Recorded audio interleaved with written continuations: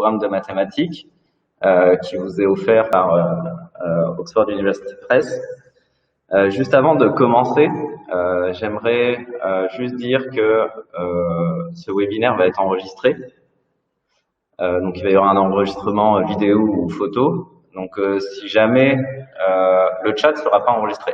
Et si jamais du coup ça pose problème à qui que ce soit, n'hésitez pas à contacter le département marketing ou à me demander directement pour pas que votre nom apparaisse ou quoi que ce soit si jamais ça vous pose de soucis. C'est OK pour tout le monde? On peut démarrer? Donc, on va commencer avec une jolie citation de Malala. Je pense que vous la connaissez tous. Elle résume assez bien ce que recherche l'IB et sa philosophie. L'éducation, c'est l'éducation. Nous devons apprendre et ensuite choisir la voie à suivre. L'éducation n'est ni orientale ni occidentale, elle est humaine. Bon, ça résume assez bien le caractère universel que recherche l'IB dans ses programmes. Et notamment, on va voir que c'est directement connecté avec la nouvelle philosophie des programmes du diplôme, où justement cette approche conceptuelle tend vers plus d'universalité et également plus d'ouverture en fait en termes de contenu. On va voir ça en détail un peu après. Bon, pour voir si tout le monde est à l'aise avec le chat, on va faire un petit jeu rapide. Donc, il y a 3 affirmations. Il y en a une qui est fausse. Donc, affirmation 1, je suis animateur d'atelier de formation de l'IB. Affirmation 2, je suis animateur d'un club de fitness. Affirmation 3, je participe à la production, à la gestion des ressources de l'IB en mathématiques. Donc, mettez juste le numéro dans le chat de l'affirmation que vous pensez qui est fausse. C'est juste pour vérifier que tout le monde est à l'aise avec le chat. Que tout le monde est bien connecté. Ça va permettre de...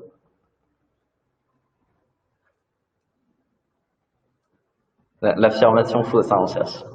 2, 3. 3.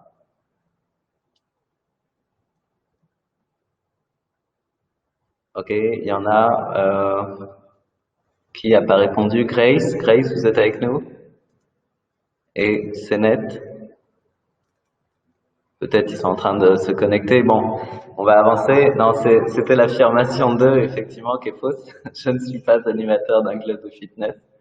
Je suis animateur d'atelier donc de l'IB depuis 2016. Alors, j'ai passé ma formation en 2016, donc j'ai démarré en 2017. Et depuis 2018 également, je participe à la gestion et à la production des ressources de l'IB sur les workshops, donc les ateliers de formation en ligne, que vous avez peut-être eu l'occasion de faire. Et notamment, j'ai participé sur les nouveaux ateliers, donc ceux qui concernent le nouveau programme, application, interprétation et analyse et approche. Donc peut-être si vous faites des formations de l'IB, vous verrez ma tête sur des vidéos ou peut-être entendrez ma voix. Et là, en ce moment, je suis en train de traduire et de produire les vidéos pour la boîte à outils qui se trouve dans MyIB. Je ne sais pas si vous avez vu, il y a une zone gratuite dans laquelle on trouve des outils pour aider justement à l'implantation des nouveaux programmes. Et actuellement, les ressources sont en anglais. Donc, je suis en train de traduire tout ça et produire les vidéos. Donc, ça devrait arriver très prochainement. Bien, on va rentrer dans le cœur du sujet.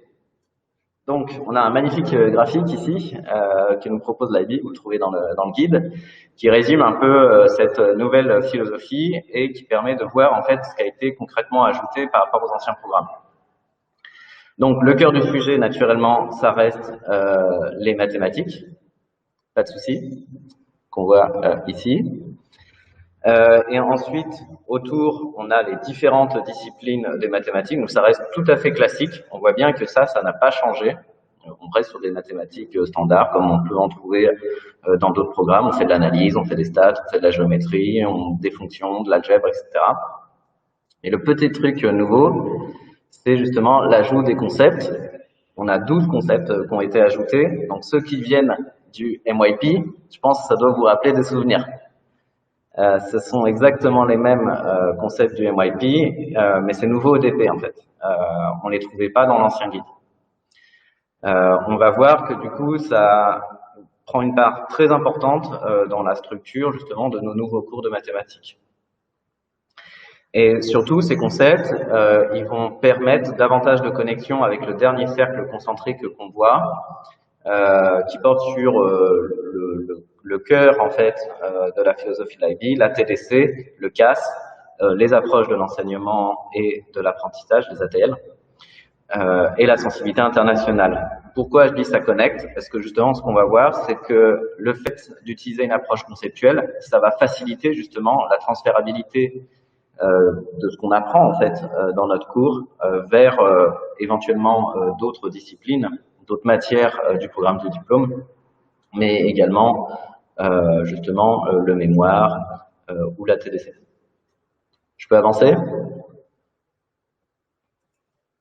J'avance, hein, parce que comme on m'a dit, le temps est limité, je vais faire le plus vite possible. Bien, pourquoi avoir apporté tous ces changements? Donc c'est la grande question, parce qu'on pourrait se dire les programmes étaient très bien structurés, ils étaient très riches, les universités les acceptaient, donc pourquoi avoir un peu tout chamboulé? Donc c'est ce qu'on va voir dans un premier temps. Et pour ça, je vais vous montrer un petit graphique. Bon, je l'ai pas traduit, mais je pense que tout le monde comprend. Et je vais vous poser trois questions rapidement. Qu'est-ce que vous observez sur ce graphique? Qu'est-ce que vous en pensez? Quel type de questions ça soulève? Donc c'est la proportion d'élèves en fait qui choisissent différentes matières de niveau sup. Je vous laisse le temps un peu de réfléchir. Et vous pouvez tout à fait partager dans le chat vos remarques.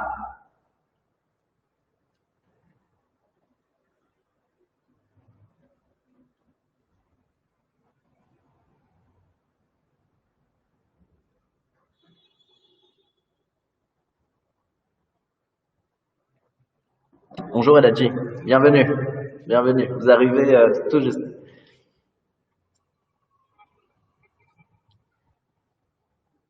Donc je vois que vous êtes en train de répondre, je vais vous laisser le temps de répondre un peu. Est-ce qu'il y a quelque chose qui vous frappe? Vous n'arrivez pas à me voir. C'est peut-être la connexion, ça va venir. Ça va venir avec la connexion. Normalement, je suis affiché en bas à droite de l'écran. Effectivement, Armand, oui, on voit que la proportion d'élèves en maths sup est très faible. Tout le monde voit ça. Hein, on voit qu'effectivement, il y a environ moins de 15% des étudiants qui choisissaient maths sup. Oui, c'est le choix des élèves dans les différentes matières de maths sup. C'est ça, exactement. Et surtout, on voit qu'en proportion, donc les élèves préfèrent davantage donc les matières littéraires, l'histoire et l'anglais, littérature anglaise niveau sup et histoire niveau sup. On voit que les matières scientifiques sont quand même en dessous, mais globalement, elles atteignent les 50% d'élèves. Par contre, mathématiques niveau sup, là, c'est vraiment la catastrophe. On est en dessous des 20%. Et donc, du coup, on a cherché à comprendre, l'IB a cherché à comprendre d'où venait le problème et comment répondre à ce souci-là. Donc, il y avait un certain nombre d'objectifs. Le premier, c'était augmenter la proportion d'élèves qui choisiraient maths de niveau sup. La deuxième chose, c'est proposer une plus grande variété de choix dans les matières de mathématiques. Et donc, du coup, on va voir ce qui existait avant dans l'ancien modèle, quelles étaient les propositions et quelles sont les nouvelles propositions. Aligner et équilibrer les mathématiques au sein du diplôme, que les standards qui sont demandés et le format des mathématiques correspondent bien à ce qui est l'évolution qui est en train d'être faite sur les autres matières. Il y avait très peu d'étudiants qui choisissaient maths étendues. Je ne sais pas si vous connaissez cette matière. Est-ce que parmi vous, certains connaissent maths étendues? Non? Ouais, ça m'étonne pas. Ça m'étonne pas. L'année dernière, en 2019, il y avait qu'une centaine d'élèves qui s'étaient inscrits en maths étendues. C'était en gros une matière de niveau sup-sup. Il fallait avoir maths sup pour faire maths étendues. C'était une matière très très peu choisie. Donc je vous dis hein, qu'une centaine d'élèves sur le monde, c'était vraiment une proportion extrêmement faible et donc du coup c'était pas très adapté. Et notamment, ce que souhaitait l'IB, c'était vraiment aussi s'inscrire dans le 21e siècle en augmentant l'utilisation de la technologie. Que ce soit pas seulement des manipulations à la calculatrice, mais qu'on ait aussi une approche à travers justement l'utilisation d'un certain nombre de simulateurs ou de logiciels d'accompagnement aux mathématiques. Donc GeoGebra, Desmos, etc.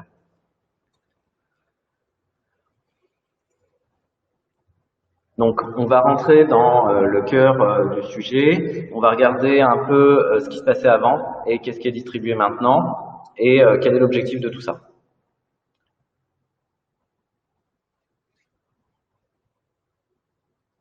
Ah, ça fait beaucoup d'élèves en maths sup dans votre école, Sonnette. Donc, je cache. Hop, je vais bouger un peu. Donc, ça, c'est l'ancienne structure des mathématiques de l'IB. Donc, on avait le cursus normal en primaire et au collège, jusqu'à la 3e année du MYP. Et ensuite, à partir de la 3e année, les élèves ont le choix en MYP soit de partir en mathématiques standard, soit en mathématiques étendues, ce qui leur donnait un chemin naturel ensuite vers études maths et maths moyens pour ceux qui sont en maths standard, et maths sup et maths étendues pour ceux qui avaient choisi la deuxième option au collège.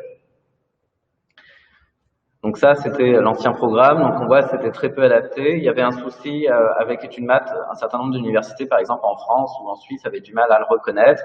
Et maths étendu était complètement délaissé par nos étudiants. Donc, on voit bien que ça collait avec l'objectif de rééquilibrer tout ça. Et en plus, on avait un niveau de difficulté qui était vraiment croissant entre études maths jusqu'à maths étendu, ce qui correspondait pas vraiment à ce qu'on trouve dans les autres groupes de matières. Normalement, on a des disciplines clairement différentes, avec chacune à chaque fois un niveau moyen et un niveau sup. Donc c'est ce qui a été fait dans le nouveau programme. On va trouver donc analyse et approche et application et interprétation, chacune en niveau moyen et en niveau sup. Mais quelle est la différence du coup entre analyse et approche et application et interprétation, vous allez me dire? C'est ce qu'on va voir tout de suite, justement. On va essayer de rentrer un peu en détail. À quel type de profil ça collerait, qu'est-ce qu'il y a en termes de contenu exactement, et ensuite comment on va pouvoir travailler tout ça. Quelle est la différence vraiment fondamentale entre moyen et sup dans chacune des deux branches.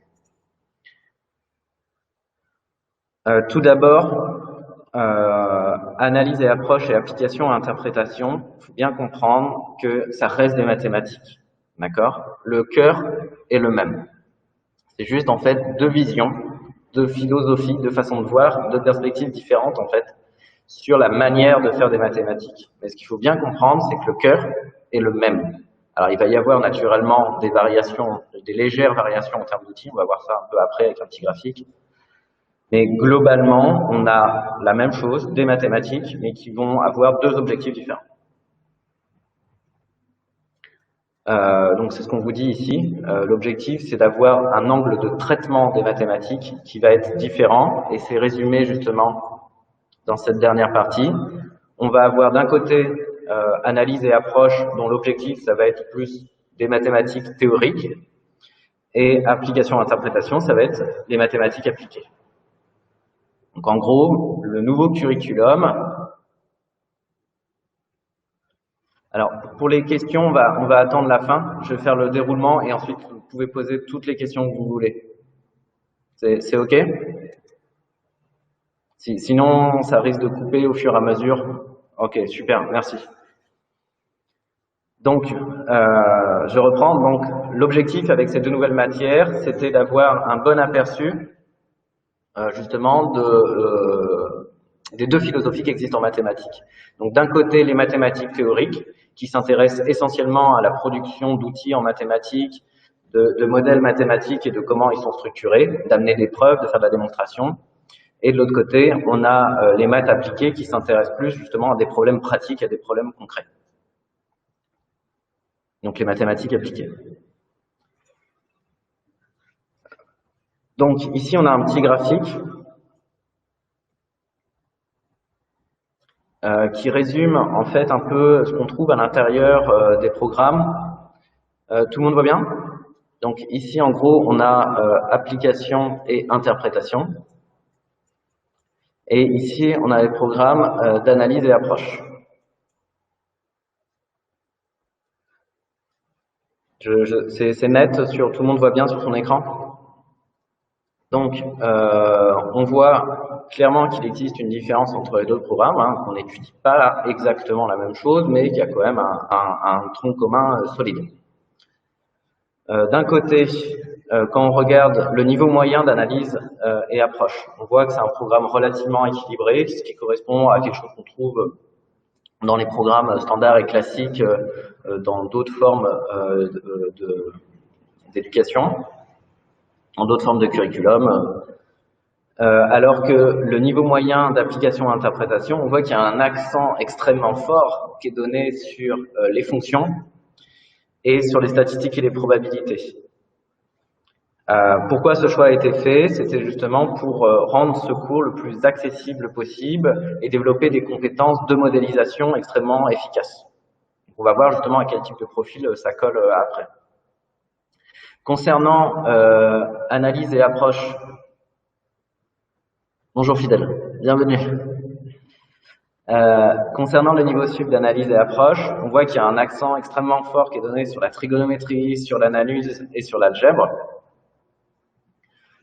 pour justement partir dans des branches vraiment de maths pure. Tandis qu'en application et interprétation, de nouveau, c'est les fonctions, les statistiques et la géométrie qui sont mis à l'honneur. Donc en gros, c'est vraiment on voit que même dans le contenu, ça a un impact dans le contenu, ces deux visions. Mathématiques théoriques, mathématiques appliquées. Et donc du coup, d'un côté, on a davantage d'analyse et d'algèbre, de l'autre côté, on a davantage de statistiques et d'études de fonctions. Ça va, c'est clair pour tout le monde? Concernant le contenu exact, je pense que vous avez déjà vu ces petites cartes mentales. On les trouve dans MyIB. Je vous invite à aller les voir. Elles sont extrêmement détaillées. Là, je peux pas trop zoomer, c'est une photo. En gros, elles résument tout ce qui doit être fait, tout ce qui doit être vu en fait au cours des 2 ans. Et surtout, elle nous montre bien que le point de départ, justement, entre nos deux visions des mathématiques est le même. Il y a bien un tronc commun. Et ensuite, plus on va partir vers le niveau sup, c'est pas tant que les outils changent. Naturellement, il va y avoir des variations en termes d'outils, c'est ce qu'on a vu sur la diapo précédente. Mais c'est surtout de la manière dont on va les utiliser qui va vraiment être très différent. Donc on voit qu'on va garder des outils qui sont relativement équivalents. On voit qu'on a des arbres de probabilité des deux côtés.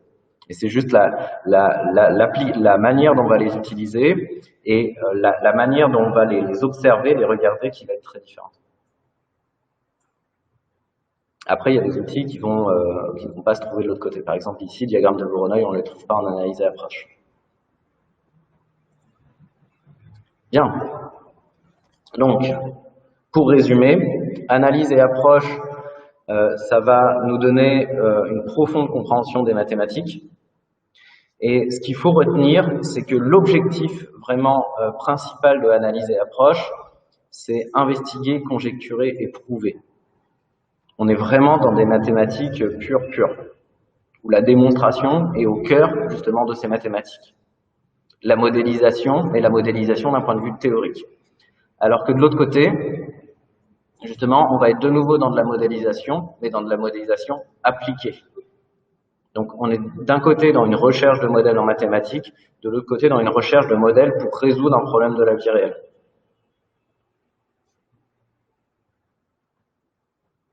C'est bon pour tout le monde? Naturellement, on nous rappelle que dans un cas comme dans l'autre, la technologie prend une part encore plus importante dans ces nouveaux programmes. Il va être nécessaire justement d'accompagner nos élèves dans l'utilisation d'un certain nombre d'outils, que ce soit des outils portables comme la calculatrice ou les outils justement d'aide à la modélisation comme GeoGebra, Algodoo, Desmos. On aura l'occasion d'en revoir plein d'autres.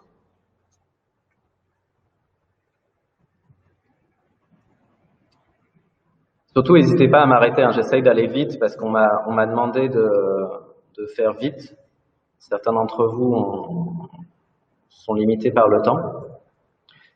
Donc, en gros, qu'est-ce que vont développer nos étudiants comme type de compétences entre le niveau moyen et le niveau sup? Qu'est-ce qui différencie les deux?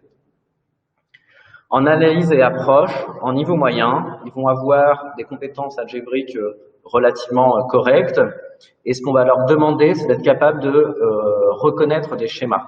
J'ai gardé le terme patterns parce que je trouve un peu plus riche que schéma en français. Alors je sais que dans les concepts, c'est schéma qui est donné. Et je trouve le terme de patterns un peu plus riche, c'est pour ça que je l'ai gardé.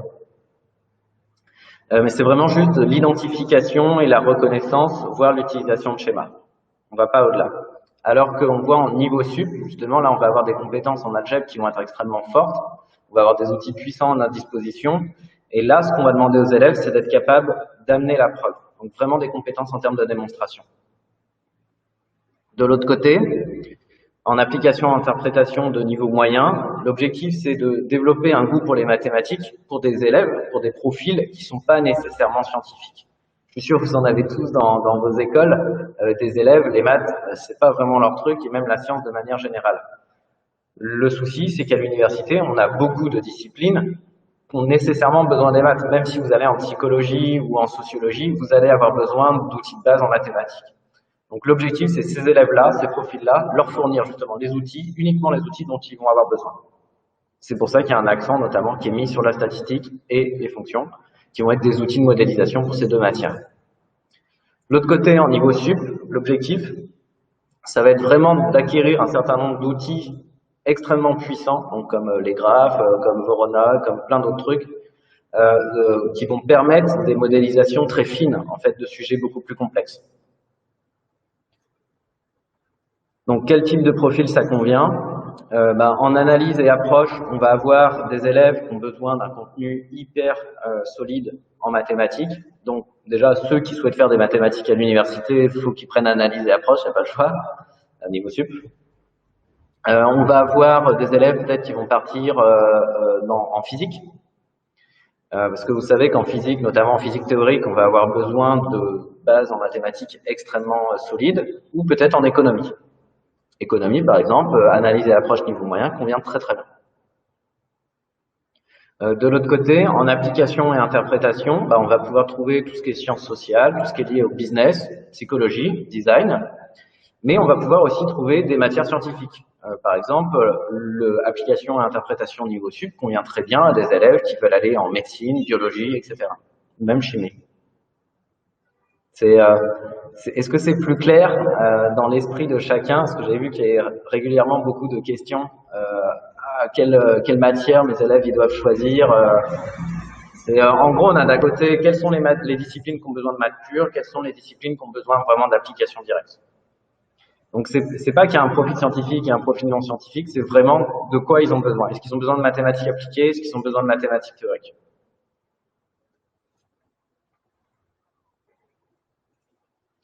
Rapidement, on passe sur le guide. Alors, c'est pas trop pour vous montrer le volume d'heures, c'est pas ça que je souhaitais vous montrer avec cette slide. C'était plus ça. Les 30 heures dédiées à l'exploration et la boîte à outils. Donc, l'IB a vraiment insisté sur cette nouvelle composante du programme. On aura l'occasion de revenir dessus un peu plus tard, c'est-à-dire quel type d'activité je mets à l'intérieur, etc. L'objectif, c'est vraiment développer les compétences d'investigation de nos élèves, les compétences de modélisation, donc chacune respectivement dans leur branche. On va revenir un peu plus tard dans le détail, c'est directement connecté justement avec notre approche conceptuelle dans les nouveaux programmes.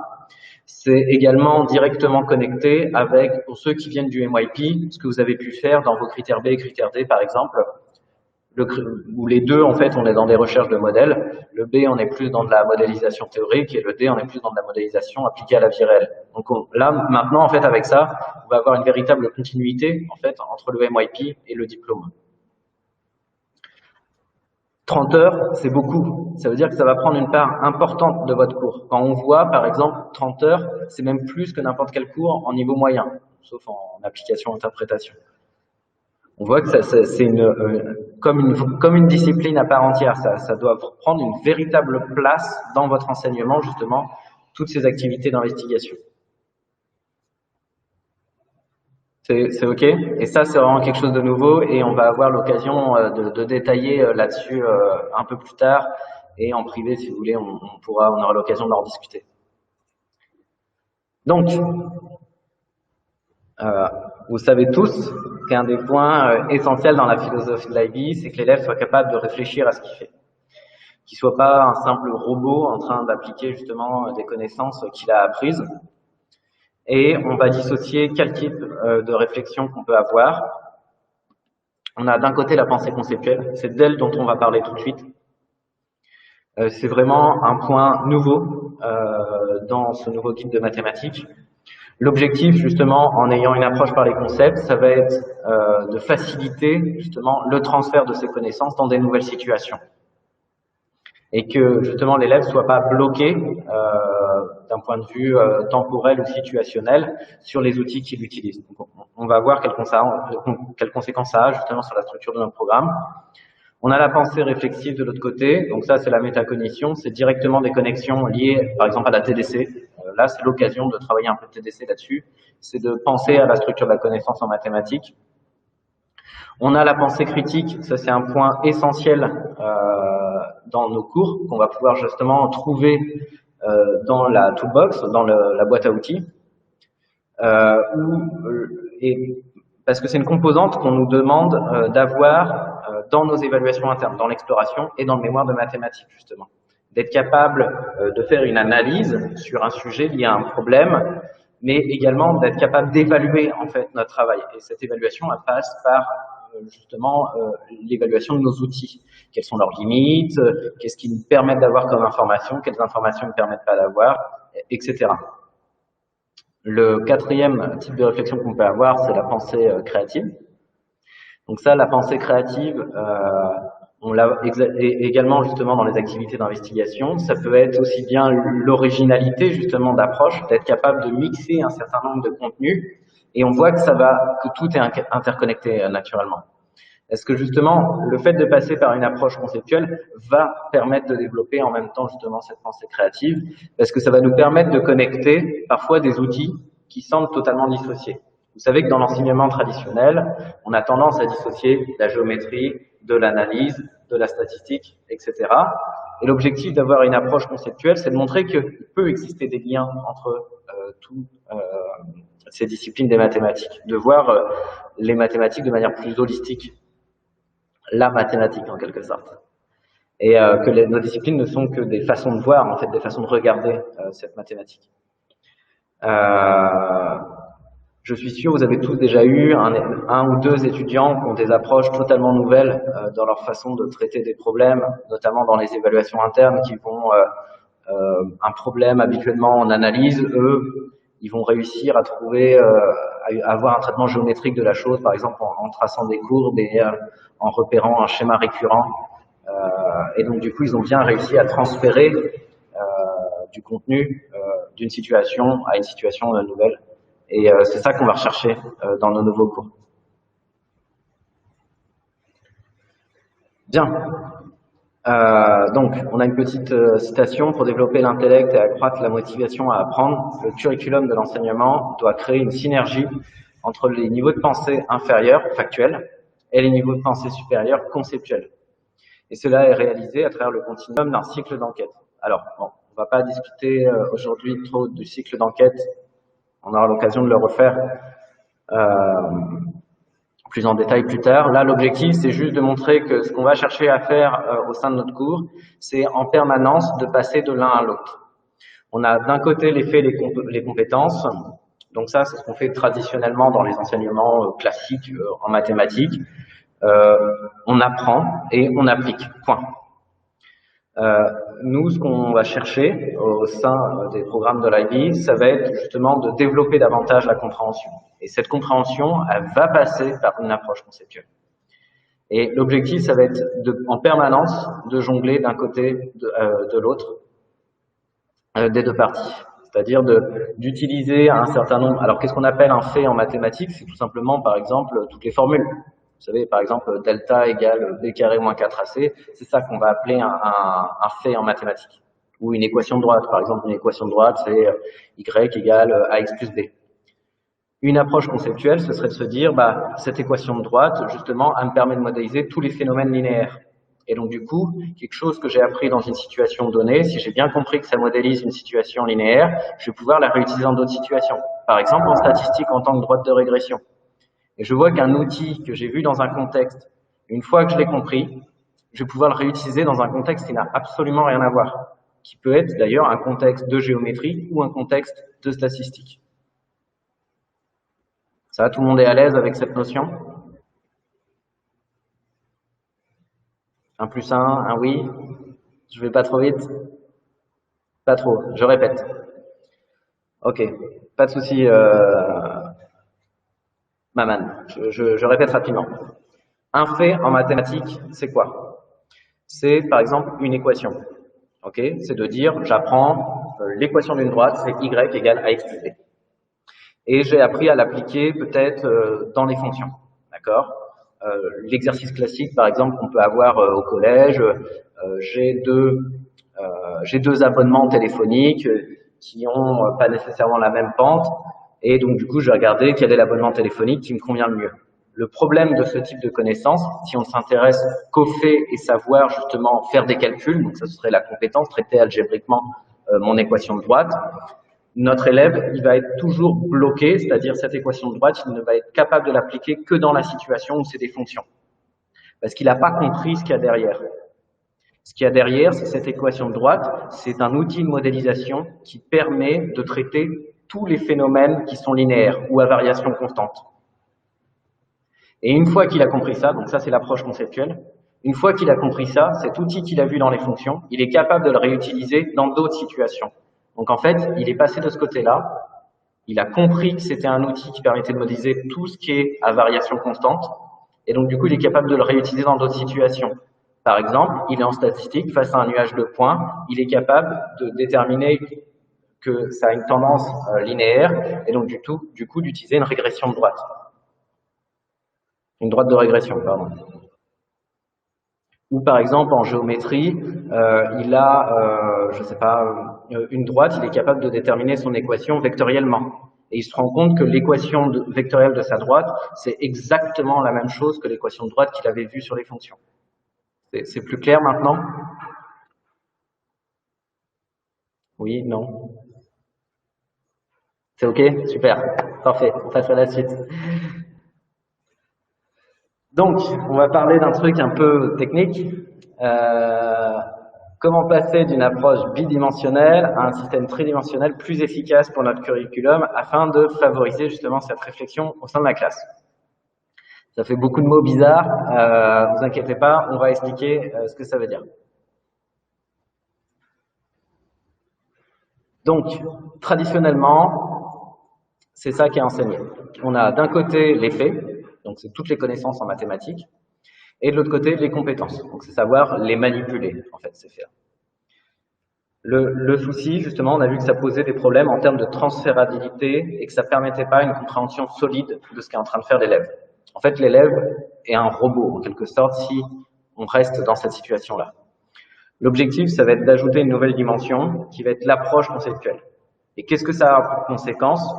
Ça va permettre justement une compréhension beaucoup plus solide, en fait, de l'apprentissage de l'élève, du contenu mathématique, pardon. Pourquoi? Parce que justement, cette approche conceptuelle, elle va permettre à notre élève de faire des généralisations, d'être capable de comprendre en fait des espèces de grandes vérités. Donc, par exemple, ce que j'expliquais tout de suite avec mon équation de droite, que ça modélise des situations linéaires. Ça veut dire quoi une situation linéaire? C'est tout phénomène à variation constante. Et c'est ça en fait qu'on veut qu'ils apprennent. C'est pas y égale à x plus b. Y égale à x plus b, c'est complètement fermé dans le temps, dans l'espace, dans une situation particulière. Nous, ce qu'on veut qu'ils retiennent, c'est que cet outil-là, il sert à modéliser n'importe quel phénomène qui a une variation qui ne bouge pas. Et inversement, on aura l'occasion de voir, et on voit bien que le deuxième cas, en plus, il provoque le questionnement chez l'élève. Parce que du coup, si ça, c'est un outil qui permet de modéliser des phénomènes à variation constante, est-ce qu'il existe des outils qui modélisent des phénomènes qui n'ont pas une variation constante? Et donc, du coup, on voit que cette approche conceptuelle est beaucoup plus riche. parce qu'elle permet non seulement à l'élève de mieux comprendre, donc c'est plus solide dans sa compréhension des mathématiques. Exactement, Armand, c'est exactement ça. C'est une continuité du MYP vers le DP. C'est exactement ça. Donc, je reprends, ça permet une compréhension beaucoup plus solide, mais surtout d'être capable de faire des transferts. Et en plus, ça va permettre des questionnements qui vont venir naturellement. Si on a compris l'approche conceptuelle, les questions, elles viennent naturellement. Je continue. Donc, en gros, voilà un petit résumé des deux types d'approches. L'approche à deux dimensions, donc uniquement les compétences et les faits, donc les connaissances si vous préférez. Je veux dire connaissances si vous préférez. C'est uniquement centré sur le contenu. On va voir le plus de contenu possible, hein, en largeur et en profondeur, mais c'est peu profond intellectuellement. Nos élèves, en fait, on ne développe pas leurs compétences de réflexion quand on fait ça. On leur apprend juste à devenir des robots et des calculatrices.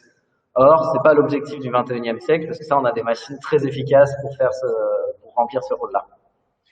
Et on va avoir un problème en termes de transférabilité, justement, des connaissances, parce qu'elles sont cloisonnées. Elles sont cloisonnées dans une situation. Et c'est justement ça, tout à l'heure, je ne sais plus qui parmi vous disait, nos élèves ont des difficultés en mathématiques, souvent elles viennent de là, parce qu'ils ont des difficultés justement à transférer, et notamment, parfois, à transférer au sein des mathématiques elles-mêmes. C'est-à-dire ce qu'ils apprennent en analyse ou en algèbre, ils ont du mal à comprendre que c'est la même chose en statistique, ou que c'est la même chose en géométrie. Et l'objectif, ça va être de venir reconnecter tout ça, justement, avec notre approche en 3 dimensions. Donc, on rajoute les concepts par-dessus. Ça va permettre, c'est beaucoup plus profond intellectuellement, parce que justement, on va être capable de passer d'un niveau de pensée à l'autre, de l'application à la compréhension à chaque fois, comme j'expliquais tout à l'heure, de passer de la connaissance à quoi ça sert, comment ça fonctionne, comment je peux m'en servir, tiens, et du coup, est-ce qu'il y a d'autres types d'outils? Et du coup, ça va me permettre de transférer de manière extrêmement efficace, parce que j'ai été capable de créer, en fait, des espèces de vérités générales. Et donc, du coup, nos élèves, là, vont devenir beaucoup plus efficaces en mathématiques à partir de ce moment-là. Donc, effectivement, comme disait Armand, c'est clairement un transfert d'un certain nombre de choses qui existaient déjà au MYP vers le DPO. C'est OK? C'est relativement clair? Alors, je suis désolé, on va pas avoir le temps de faire les travaux de groupe. Il faut que on va être limité par le temps. Okay, donc, je vais passer à la suite. C'est OK pour tout le monde? Comme je sais que certains parmi vous doivent retourner en cours après, ça vous pose pas de soucis. Donc, pour travailler justement cette approche conceptuelle, on va avoir notamment donc 30 heures mises à notre disposition à travers la boîte à outils. Donc la boîte à outils, on va voir là dans la suite justement de ce webinaire un peu ce qu'on trouve dedans et comment ça fonctionne et justement comment on va pouvoir s'en servir pour développer justement cette approche conceptuelle. Les ATL, je pense que tout le monde connaît, je n'ai pas besoin de revenir dessus. Et justement, on va s'en servir pour construire nos différents types de cours qu'on va trouver à l'intérieur de ces 30 heures. On va avoir 6 approches. On a d'un côté les investigations, donc ça c'est les activités de recherche, ce qui ressemble par exemple, vous me parliez du MYP, ce qui ressemble au critère B par exemple. On va avoir d'un côté l'application de mathématiques dans des contextes authentiques, donc c'est-à-dire des vraies situations de la vie réelle, hein, pas des situations imaginées, pour que l'élève justement soit connecté directement. Des mécanismes de différenciation, donc tous les outils de différenciation qui sont à votre disposition, que ce soit les différenciations en termes de contenu, en termes de compétences ou en termes d'évaluation. La compréhension conceptuelle, donc ça peut être tout un tas justement d'activités, de questionnements, tiens, quels sont les outils qui peuvent être en commun dans différentes unités. On va voir aussi comment structurer ça. Et notamment, c'est quelque chose qui est extrêmement bien structuré. J'aurai l'occasion, j'ai mis des petits screenshots après. C'est quelque chose qui est très bien structuré, par exemple, dans les nouveaux livres Oxford, où justement cette transférabilité entre les différentes disciplines est bien mise en avant. Je vous montrerai ça ensuite. Travailler en équipe, ça va être l'occasion justement de travailler en groupe et que chacun mette à profit justement ses différentes compétences. Vous savez que l'apprentissage social, l'IB, insiste fortement dessus, justement avec la mise en collaboration de tous les points forts de nos élèves. Peut-être il y en a un qui va être plus doué avec les outils technologiques, il y en a un qui va être plus doué dans l'utilisation des mathématiques, il y en a un qui va avoir plus d'idées peut-être innovatrices en termes de façon de construire des modèles. Voilà. Et ça permet un apprentissage par les pairs. C'est exactement ça. Et qui va parfois être plus efficace que même nous-mêmes, en fait, parce qu'ils rencontrent les mêmes difficultés que leurs étudiants, que leurs camarades, pardon. Et enfin, naturellement, de faire des évaluations formatives régulières. Et ça peut être des évaluations formatives justement sur les 3 types d'épreuves. Pourquoi je parle de ça? Notamment, je pensais à l'épreuve 3. Vous savez que l'épreuve 3 a beaucoup changé dans les nouveaux programmes. Et justement que cette épreuve 3 est essentiellement tournée autour des compétences de modélisation. Donc de modélisation théorique pour analyse et approche, et de modélisation de situation de la vie réelle dans application interprétation. Donc, quel type d'activité on peut trouver? Qu'est-ce qu'on peut mettre à l'intérieur de notre cours? On a toutes les activités qui vont servir de stimuli intellectuels. Ça peut être l'utilisation de simulateurs, ça peut être des vidéos, ça peut être des images, ça peut être de la construction, ça peut être tout ce que vous souhaitez qui va stimuler nos étudiants.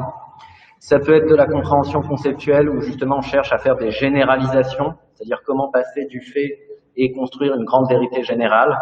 Ça peut être l'utilisation de la technologie.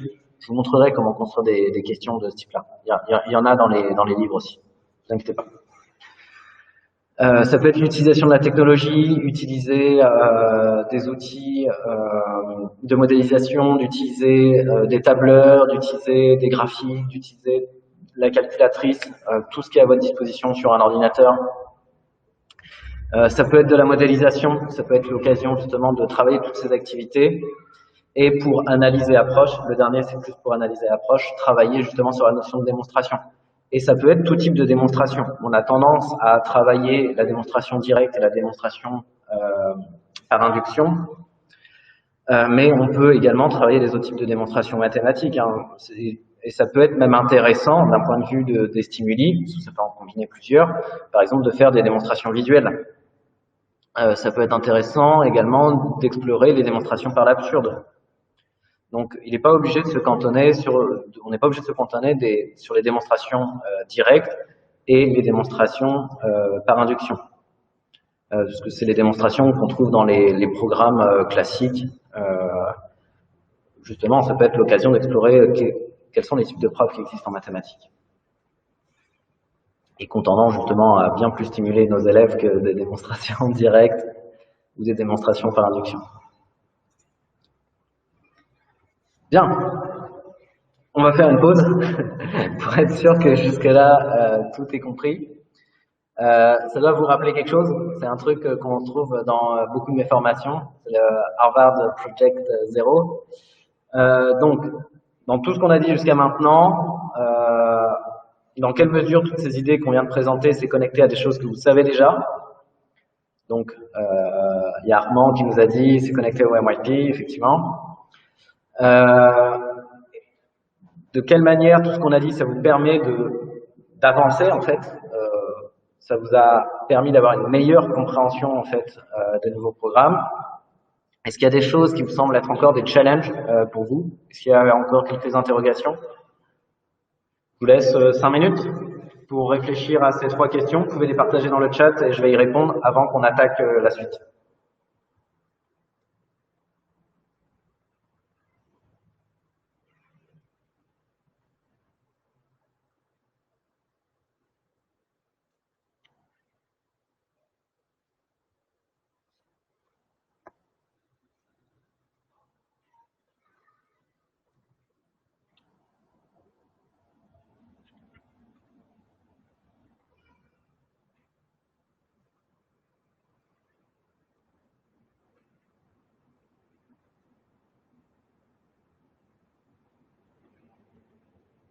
Je vois, il y en a qui sont en train d'écrire. N'hésitez pas à poser toutes les questions que vous voulez, hein. C'est le moment, c'est la prochaine pause et à la fin.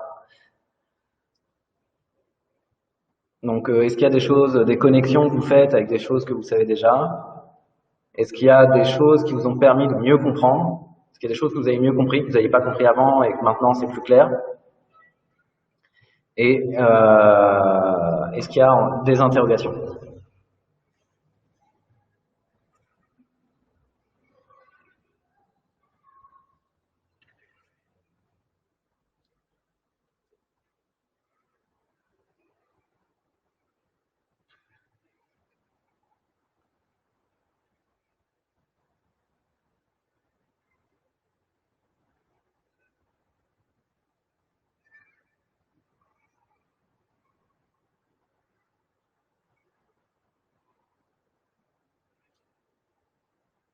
S'il n'y en a pas, je peux passer à la suite, hein. Il n'y a pas de souci.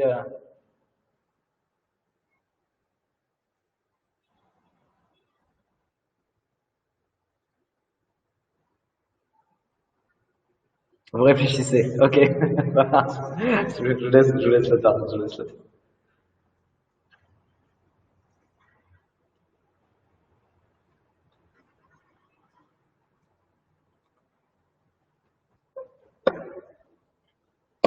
Alors, les idées et informations présentées sont en étroite ligne par rapport à ce que j'ai vécu en tant que coordinateur MYP. C'est comme si c'est une continuité. Ouais, c'est vraiment l'objectif, c'est que l'ancien programme de mathématiques, c'était vraiment un des derniers bâtons qui n'était pas encore correctement aligné sur le reste du programme, sur les autres matières en fait. Et l'objectif, c'était vraiment réaligner tout ça, le remettre au cœur de la philosophie de l'IB, que ça soit tant dans la continuité justement du point de vue des concepts entre le MYP et le DP, on voit que c'est exactement les mêmes, mais aussi dans les approches de l'enseignement.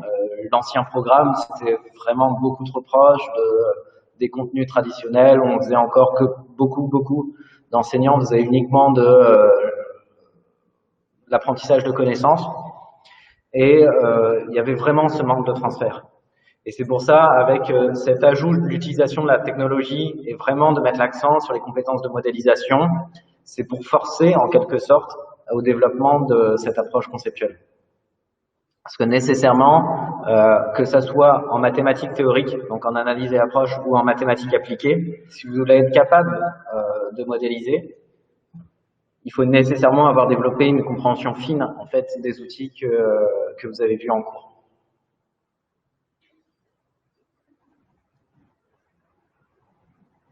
Alors, on va pas parler des épreuves aujourd'hui, on aura l'occasion peut-être d'en reparler plus tard. Il n'y a pas de souci, on fera un débrief dessus s'il y a besoin. Mais c'est pas l'objet du webinaire d'aujourd'hui, mais on va en discuter.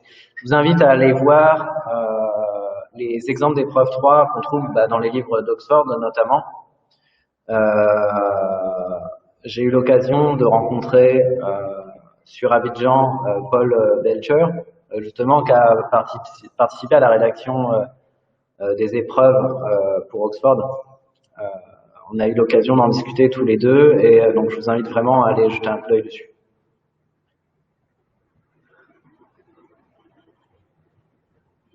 Donc le pluridisciplinaire, c'est quelque chose en fait qui, c'est l'élève en fait qui va être amené à le faire naturellement. Ça va lui permettre davantage de connexion, par exemple toutes les compétences en algèbre, toutes les connaissances et compétences en algèbre. S'il a bien compris justement le fonctionnement, c'est-à-dire cette grande généralité, s'il est capable de tirer des grands principes, il va facilement en fait les réutiliser en physique, en chimie, en biologie. Par exemple, quand il va voir, quel exemple je pourrais donner? S'il a compris les notions, par exemple, de variation constante, il va être tout à fait capable de comprendre le sens, par exemple, d'avoir une droite en chimie. Donc, il va comprendre que c'est lié à la vitesse de réaction, comment trouver la vitesse de réaction. C'est-à-dire qu'en fait, il va être capable d'acquérir des nouvelles connaissances parce qu'il a compris, d'un point de vue des concepts, qu'est-ce que ça signifie, en fait, cette droite. Je vais essayer de garder ce même exemple tout du long pour... L'évaluation interne, c'est la même qu'avant, hein. Il n'y a aucun changement sur l'évaluation interne. C'est toujours la même chose. Et même, justement, la nouvelle organisation du cours devrait faciliter encore plus, justement, l'apprentissage des compétences nécessaires à la rédaction d'une bonne évaluation interne. Notamment à travers la boîte à outils ou même des activités de cours dans les différentes matières, ça devrait vraiment favoriser, ça devrait être plus simple pour nos étudiants à la rédaction des évaluations internes. C'est les mêmes qu'avant. Vous regarderez, il n'y a absolument rien qui a changé au niveau de l'évaluation interne. Il y a juste, au lieu d'investissement personnel, je crois le terme maintenant c'est engagement personnel. C'est juste un titre qui a changé. Globalement, c'est la même chose. On peut passer à la suite. Mettez un petit plus 1 dans le. Ok, super. Donc on continue. Donc maintenant on va rentrer plus en détail en fait à l'intérieur pour voir comment tout ça on peut le mettre concrètement à l'intérieur de notre cours. Donc c'est-à-dire comment on va voir en fait des petits outils d'aide à la structuration de l'unité ou d'aide à la structuration des cours. Ça marche? Donc, avant de passer à la suite, voilà nos 12 concepts. Bon, tous ceux qui viennent du MYP, vous avez l'air d'être plusieurs, ils vous sont très familiers, c'est exactement les mêmes. Ces concepts, justement, c'est eux qui vont nous servir d'ancrage pour construire justement ces espèces de vérités générales dont je parlais tout à l'heure. Ok?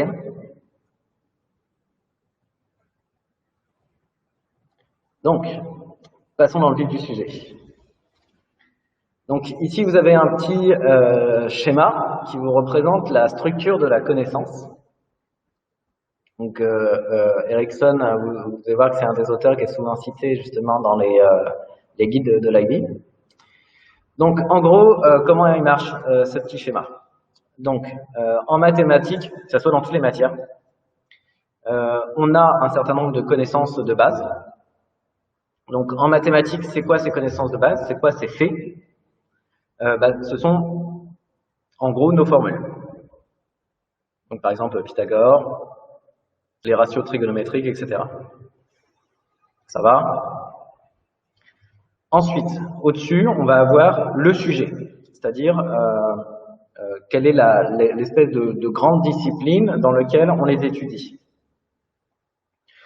Notre sujet en mathématiques, à cause de notre matière, c'est pas obligatoirement le cas dans toutes les matières, mais en mathématiques, nécessairement, il est déjà connecté au concept. En trigonométrie, on voit bien que c'est des outils qui vont nous servir à étudier l'espace.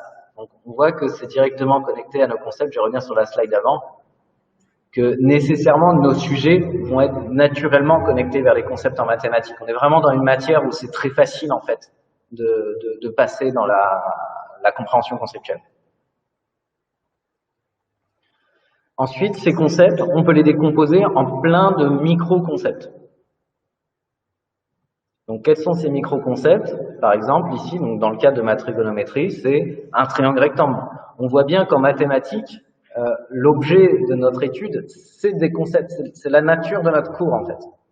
Un triangle rectangle, ça n'existe pas dans la vie réelle. C'est une façon de se représenter l'espace. Un angle aigu, un ratio. C'est quoi un ratio? C'est un rapport entre deux choses. Des similitudes. C'est quoi des similitudes? Donc, si je comprends la notion de similitude, je vais pouvoir l'appliquer dans plein de domaines. Par exemple, des triangles similaires, c'est quoi? C'est des triangles qui ont les mêmes angles. Et donc, du coup, les ratios de leur côté vont être équivalents. Et je vois qu'en explorant justement le concept, ça va me permettre de déduire une grande généralité, un grand principe. Donc, c'est quoi des triangles rectangles congrus? Donc, qui fait référence à cette notion de similaire. Ils ont des angles aigus en commun. On est d'accord, tout le monde de quoi je parle? Les triangles congrus, je crois que c'est au programme de MIP5, si je ne dis pas de bêtises. Les triangles qu'on subit une homothétie. Une grande généralité également qu'on pourrait faire, c'est des triangles rectangles congrus, leurs ratios trigonométriques sont similaires. On pourrait même dire égaux. Ça marche?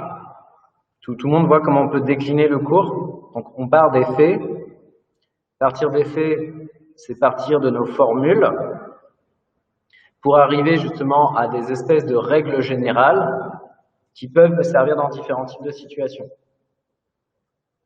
Donc, je reprends l'exemple que j'avais tout à l'heure, par exemple, si je travaille sur mes équations de droite. Donc ici, dans les faits, on peut avoir y égale à x plus b. Okay. Notre sujet, ça peut être, par exemple, les fonctions. Nos concepts, nos micro-concepts, nos concepts, ça va être en concept, on va reprendre au-dessus. En concept, on peut avoir modélisation ou relation, même relation irait mieux. D'accord, relation. Et ensuite, en micro-concept, on aurait la notion de constante, on aurait la notion de variation, on aurait la notion donc de relation. Et je pourrais en tirer une vérité générale, c'est que tous les phénomènes à variation constante sont des phénomènes linéaires. Et en fait, c'est cette vérité générale qui va me permettre ensuite de réutiliser ces outils dans d'autres situations. Ça va, je passe à la suite. Et on va essayer de décliner tous nos cours de cette manière-là en fait. C'est une bonne méthode pour décomposer le cours. Passer du fait à la grande généralisation, à la grande vérité que je peux en conclure. Ça peut être assimilé en gros aux règles et aux théorèmes. Les grandes règles, les grands théorèmes qu'on apprend en mathématiques. Ok? Donc, on va résumer chaque partie. Les faits. Donc, c'est ce qui va servir de support, justement, pour créer notre vérité générale. Le souci de ces faits, donc nos connaissances mathématiques, c'est qu'ils sont difficilement transférables d'une situation à une autre si on les apprend juste de manière brute. Donc, dans l'enseignement standard, on va apprendre A carré égale B carré plus C carré, on va apprendre SOHCAHTOA, etc. Et on va se rendre compte qu'est-ce qui va se passer, les élèves sont incapables de les transférer. Ou difficilement en fait, ils sont en train de chercher, ils savent pas ce qu'il faut utiliser, et encore pire d'ailleurs quand ils sont dans des situations de la vie réelle. Le sujet, c'est des domaines d'études beaucoup plus larges et en mathématiques qui induisent en fait des concepts qui vont être assez naturels derrière.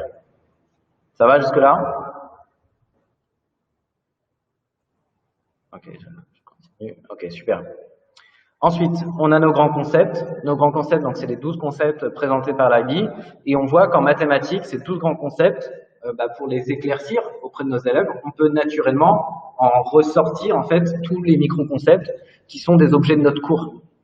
On voit bien que triangle rectangle, linéaire, c'est des micro-concepts qui sont connectés à un concept un peu plus grand. Par exemple, j'ai mon concept, dans le cas de, je vais reprendre mes fonctions, j'ai ma notion de relation, qui est un grand concept large dans lequel il peut trouver plusieurs choses, et à l'intérieur, je vais avoir une relation particulière qui est la relation linéaire. C'est ces concepts-là qui sont transférables. C'est comprendre ça qui permet de passer d'une situation à une autre, en fait. C'est ce qui permet à l'élève, je suis en statistique, j'ai une régression de droite, c'est le même outil que j'ai vu avec mes abonnements téléphoniques. Je suis en géométrie, je cherche à décrire le déplacement de ma particule, mon équation vectorielle, elle fonctionne exactement de la même manière que l'équation de droite que j'ai vue dans mon abonnement, que j'ai vue quand je cherchais la relation entre tel truc et tel truc en biologie. Et on voit bien que des choses qui n'ont rien à voir les unes avec les autres, par exemple, je sais pas, une droite de régression en biologie, des abonnements téléphoniques, et le déplacement d'une particule, qui font appel à des outils mathématiques totalement différentes, en fait, je vais pouvoir les reconnecter. C'est la même chose quand on les regarde d'un point de vue conceptuel.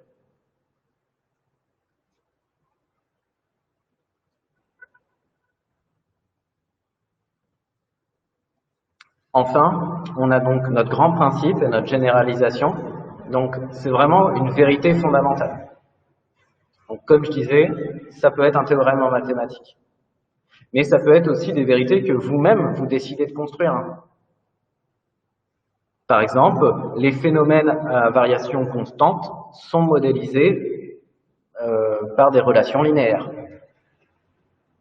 Et on remarque bien que dans la manière dont j'ai construit cette phrase, on retrouve nos concepts. D'accord? C'est ce qu'on vous dit ici. Dans la structure de notre phrase, naturellement, on va retrouver nos concepts à l'intérieur.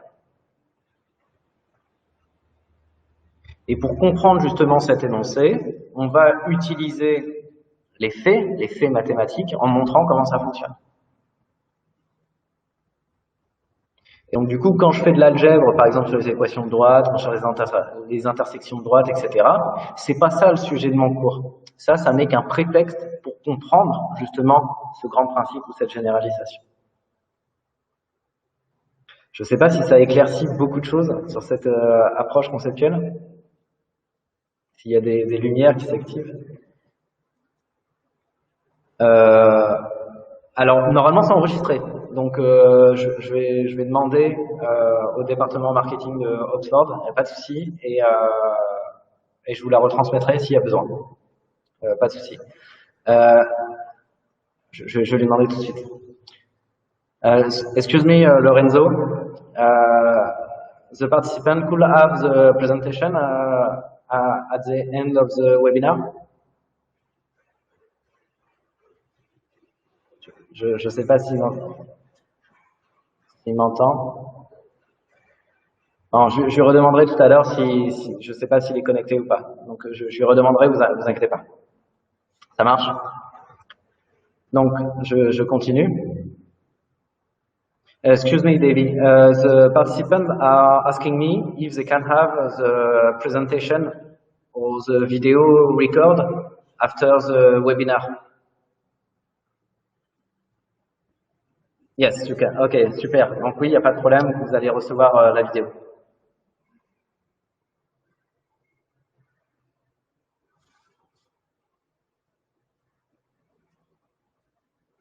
Donc ça va être mis à disposition de Twinco. Donc il n'y a pas de souci, vous inquiétez pas, vous aurez accès à la vidéo. On vous enverra le lien. Super, super. Merci David. Donc, voilà un petit diagramme de Venn qui résume en fait ce qu'on doit atteindre dans nos cours. C'est une grande généralisation et à partir de cette grande généralisation, on va dégager des grands principes. C'est OK? Ça, c'est vraiment notre objectif de cours. C'est ça qu'on enseigne en fait. Des grands principes issus d'une généralisation. C'est pas les faits en fait. Les faits sont prétextes à comprendre ces grands principes. Donc je répète, dans le cadre de nos équations de droite, par exemple, faire de l'algèbre pour résoudre des équations de droite ou pour calculer des intersections de droite, etc., ça n'est qu'un prétexte, en fait, pour comprendre un principe plus grand qui pourrait être, pour modéliser des phénomènes à variation constante, on modélise ça à travers, justement, une relation linéaire. Ça va? Et c'est justement cette notion de relation linéaire ou de variation constante qu'on va explorer à travers un certain nombre de faits bien précis, dans des situations bien précises, à travers, par exemple, mon abonnement téléphonique, ou à travers mon équation vectorielle de droite, ou à travers ma droite de régression. C'est OK? Je passe à la suite. Donc, un autre exemple. Donc ici, ah bah tiens, ça connecte un peu avec ce qu'on a fait. Donc on a nos fonctions. Donc là, c'est un peu différent. Donc on voit qu'on peut, en plus, chaque enseignant peut avoir une vision différente sur ce qu'il est en train de faire. Donc ici, on a plein d'équations. On voit bien que notre sujet, c'est les fonctions. Notre grand concept, naturellement, ça va être la notion de relation. Et on va pouvoir en déduire là tout un tas de micro-concepts qui vont être différents de l'exemple que j'ai donné. Ici, par exemple, on a structure algébrique, variable, linéaire, quadratique, cubique, exponentielle. Donc on a un peu plus enrichi l'exemple que j'ai donné. Et une grande généralisation qu'on peut donner, c'est par exemple, les étudiants comprennent que les fonctions sont des structures algébriques linéaires, quadratiques, cubiques ou des structures exponentielles qui décrivent des relations entre des variables issues de situations de la vie réelle. Donc c'est ça qu'il faut comprendre. Donc, les fonctions permettent de modéliser des situations de vie réelle. En fait, c'est ça qu'il faut qu'ils aient dans la tête en sortant du cours. Et que cette modélisation, elle passe par la mise en relation de deux variables. Exactement, Armand. C'est exactement ça. C'est les énoncés de recherche OMIP. Je suis tout à fait d'accord. C'est exactement ça. C'est plus lumineux pour tout le monde?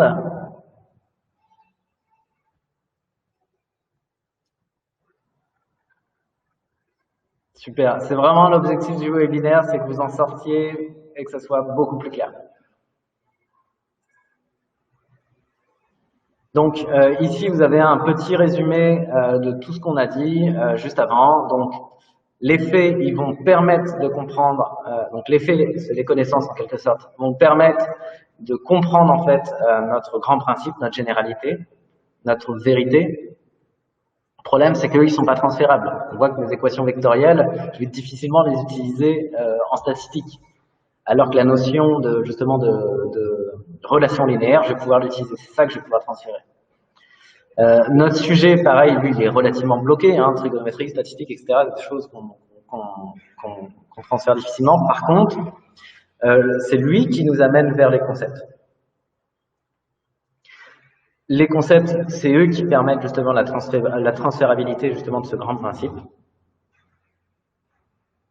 Et ensuite, on a notre vérité générale, qui est écrite à partir de nos concepts.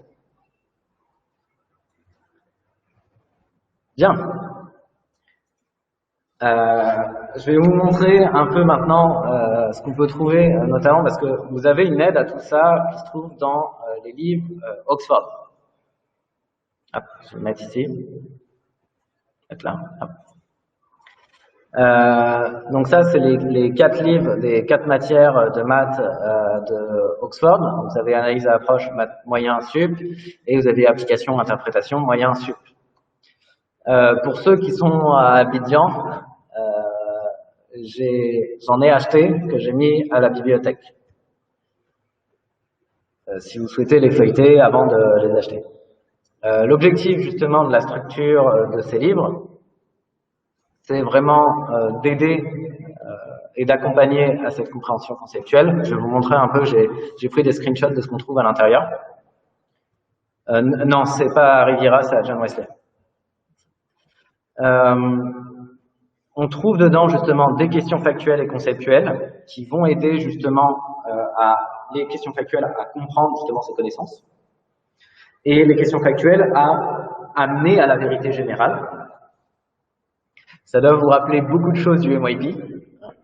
Questions factuelles, questions conceptuelles. Vous en avez aussi à Inco Bamako. Ok, super, super, bah c'est excellent, super. Parce qu'il y a vraiment, ils sont vraiment très très bien construits. Personnellement, c'est ce que j'utilise.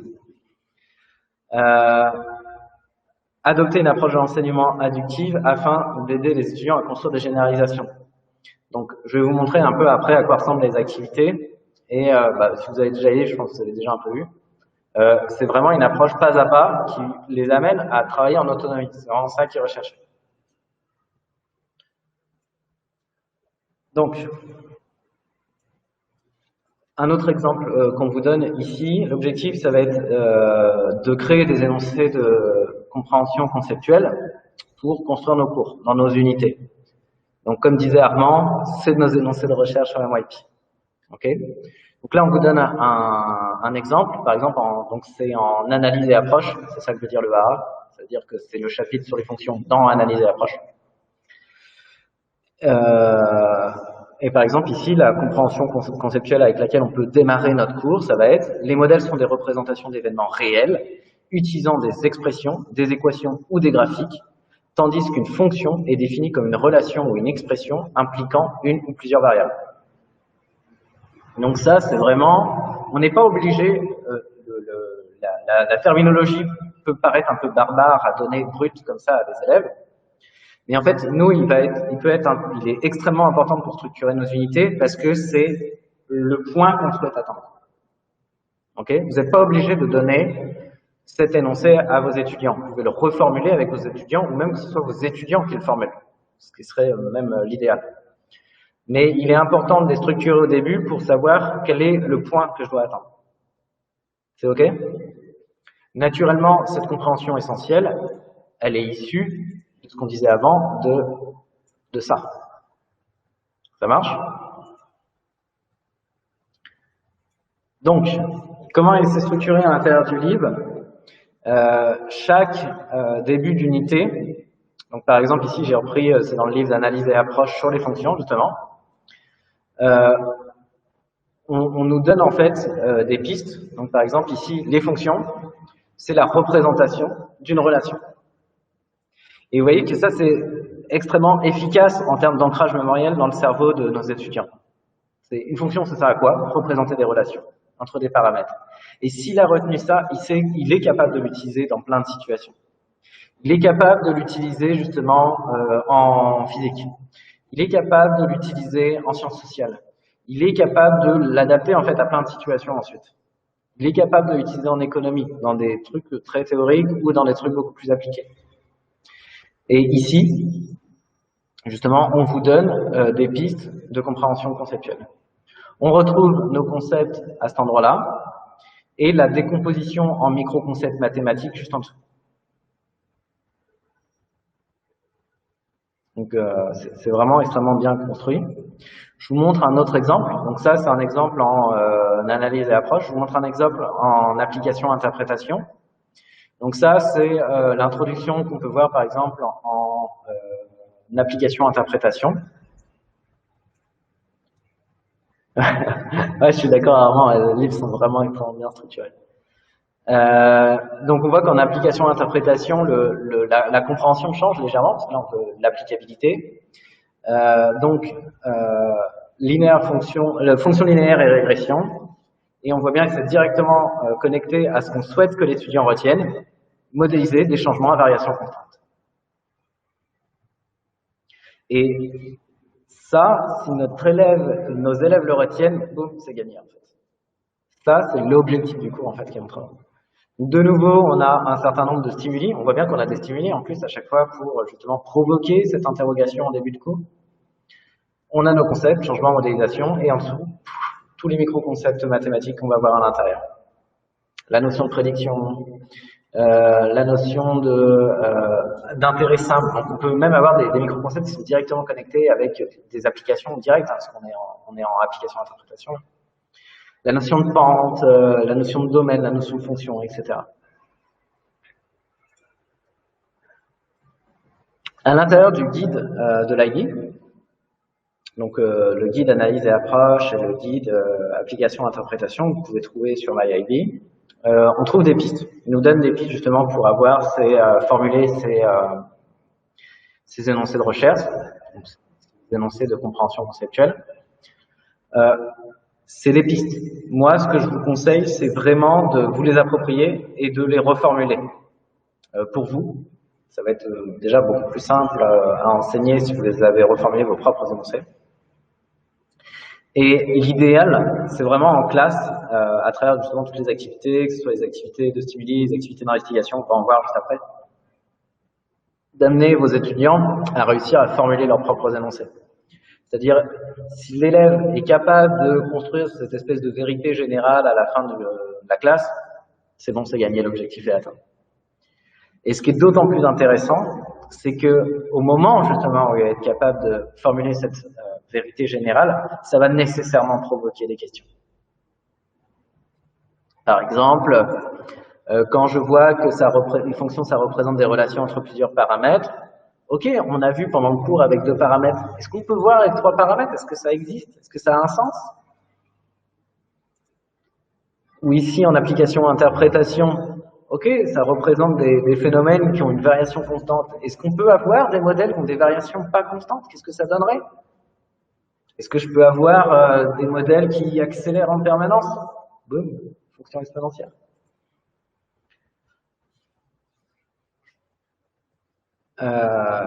Et en plus, ce qui est très étonnant des fois, c'est que lorsque les élèves font des activités de découverte. Ouais, c'est ce que je vous montre juste après. Oui, justement, il y a des activités de découverte dedans, à l'intérieur. Et le truc qui va être intéressant, au moment où vous allez les amener à formuler leurs propres énoncés de compréhension, c'est que des fois, ils vont aller sur un tout autre chemin que celui auquel vous avez pensé. Et là, c'est parfait, c'est gagné, parce que justement, ça va provoquer la discussion en classe. Ça va naturellement générer une interaction entre vos étudiants parce qu'ils vont avoir des perspectives différentes sur ce que vous venez de faire. Donc, les activités, on y vient. Donc voilà par exemple un type d'activité qu'on trouve dans analyse et approche. Donc on voit, on est dans de la théorie pure sur les relations, donc qui est directement connecté, je vous montre, qui est directement connecté à ce qu'on disait ici. Je l'ai pas lu, donc je vais vous le lire maintenant. Donc par exemple, sur les fonctions, donc des représentations équivalentes de fonctions quadratiques peuvent révéler différentes caractéristiques de la même relation. Les fonctions représentent des machines qui affectent à chaque valeur de la variable indépendante d'entrée une seule variable dépendante de sortie. D'accord? Donc on reprend le vocabulaire qui peut servir en biologie, en physique, en chimie, etc., ou même en économie. On voit bien que celle-ci n'est pas dépendante de la seconde, mais que la seconde est dépendante de la première. Donc j'ai bien une approche conceptuelle dans ma compréhension. Et surtout que j'ai qu'une seule réponse possible. Donc en plus, on ajoute la notion de prédiction. Et on peut avoir donc construit un certain nombre d'activités qui vont permettre de comprendre ce type de relation. On voit bien que ici, on n'est pas dans le cadre d'une fonction, puisque je peux associer plusieurs réponses à une même question, alors qu'ici, une question n'a qu'une seule réponse. Il peut pas avoir de réponses différentes. Donc voilà le type d'activité qu'on peut construire justement pour amener à comprendre ça. Naturellement, cette activité, elle est supportée à l'aide d'un certain nombre de questions, des questions factuelles qui vont nous faire comprendre l'objet qu'on est en train d'étudier, et les questions conceptuelles qui vont nous amener justement à avoir cette compréhension sur notre vérité, notre grande vérité générale. Et qui va nous permettre ensuite, une fois qu'on l'a acquise, cette vérité générale, de transférer ce que je viens d'apprendre à travers mes questions factuelles dans d'autres situations. Et il n'y a pas besoin d'aller chercher des activités compliquées, c'est juste la même chose que ce que vous avez l'habitude de faire, mais en mettant en avant justement cette compréhension conceptuelle. Je vois bien, toute la colonne 1 modélise une relation, certes, mais qui n'est pas une fonction. Alors que ici, j'ai une relation qui est bien une fonction. C'est OK? Ça, type d'activité sur analyse et approche. Ici, on a un type d'activité sur application-interprétation. Alors pourquoi je voulais vous montrer cette activité? Alors je ne peux pas trop zoomer, donc on est sur le diagramme de Voronoi. Là, sur le diagramme de Voronoi, il y a vraiment toute une discussion à travers le partage de l'espace. C'est vraiment de comprendre comment on fait pour partager l'espace. Et il y a tout un tas de questions justement sur les compétences de transfert qu'on a acquises dans les autres, dans les classes inférieures, donc la notion de médiatrice, etc. qu'on trouve. Donc, on a le transfert d'anciens concepts et la production de nouveaux concepts. Donc la notion de position dans l'espace, la notion de partage de l'espace, et cette activité est d'autant plus intéressante qu'elle nécessite l'utilisation de la géométrie, donc l'utilisation de GeoGebra. Et on voit bien que lorsque je vais chercher justement à représenter ces concepts, équidistance, partage équivalent, équivalence, etc., et que je les ai compris comment les utiliser avec GeoGebra, quand je vais être dans une situation peut-être qui n'a absolument rien à voir, et que je vais avoir besoin de représenter ces mêmes concepts, équidistance, etc., je vais savoir le faire. Parce qu'en fait, j'ai appris à me servir de GeoGebra en partant du concept. Et pas juste appliquer, faire des calculs sur ma calculatrice, faire, je sais pas, taper une formule, faire un dessin sur GeoGebra. Non, j'ai cherché à travers mon concept. L'équidistance, le partage, l'espace, la représentation de l'espace, etc. C'est OK. Donc on voit à chaque fois que cette approche conceptuelle elle facilite terriblement justement la transférabilité des connaissances qu'on va acquérir. On va arriver à la fin. Donc je vais vous donner une petite citation pour clôturer ça. Toujours une citation de Malala, qui est un peu notre leaduse préférée de nos étudiants. Un enfant, un enseignant, un livre, un stylo peut changer le monde. Voilà, ça clôture assez bien tout ce qu'on va dire. Donc maintenant, la balle est dans votre camp. À vous de faire que cet enfant, ce stylo, ce livre, justement, soit acteur du monde. Et j'espère que ça va aller dans vos cours. En tout cas, je vous remercie d'avoir participé. On va pas fermer tout de suite, ne vous inquiétez pas. Maintenant, vous pouvez poser toutes les questions que vous voulez. J'espère que j'ai été assez court. J'ai dépassé l'heure, j'ai dépassé les 1 heure, excusez-moi. J'ai essayé de faire le plus vite possible. Donc des fois, j'ai peut-être été un peu trop rapide. Si jamais il y a des trucs sur lesquels vous voulez que je revienne, c'est le moment. En tout cas, merci à tous. Je vous remercie d'avoir participé.